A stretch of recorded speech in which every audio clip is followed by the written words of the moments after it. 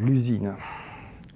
En fait, c'était un thème, quand je l'ai vu, je me suis dit, j'ai rien à dire là-dessus. Mais en fait, en réfléchissant, l'usine, c'est quand même alors déjà un décor qui a marqué nos civilisations depuis la fin du XVIIIe siècle, puisque la révolution industrielle a commencé en Angleterre. La révolution industrielle a commencé en Angleterre. Avant, il y avait les manufactures, et qu'effectivement, je vois quand j'ai des amis sud-américains qui viennent visiter l'Europe, à quel point c'est présent dans tous nos paysages, l'usine. Voilà.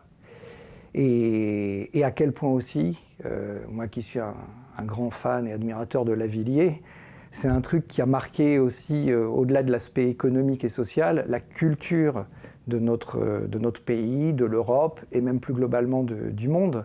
Parce qu'en lisant Jack London ou des écrivains américains comme ça, on voit à quel point ça a été structurant.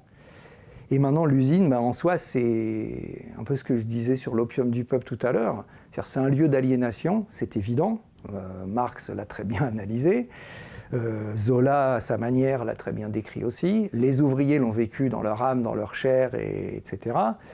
Mais c'est aussi le lieu où on découvre la solidarité, où on découvre des vraies valeurs, où les gens se révèlent. Je pense à ces ouvriers qui, par exemple, pendant la Deuxième Guerre mondiale, à partir d'un petit sabotage, essayaient de gripper la machine de guerre allemande. C'était pas grand-chose, mais ils risquaient leur vie, quoi. Et puis où, dans certaines usines, quand un saboteur était soupçonné, tout le monde fermait sa gueule, quitte à ce qu'il y ait 10 fusillés, parce qu'on ne voulait pas dénoncer les camarades. Voilà. Mais en même temps, quand je dis ça, je pense aussi à d'autres usines.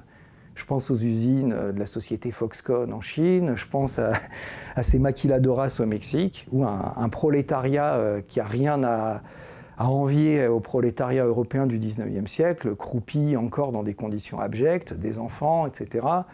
Et je me dis que est-ce qu'on en sortira un jour?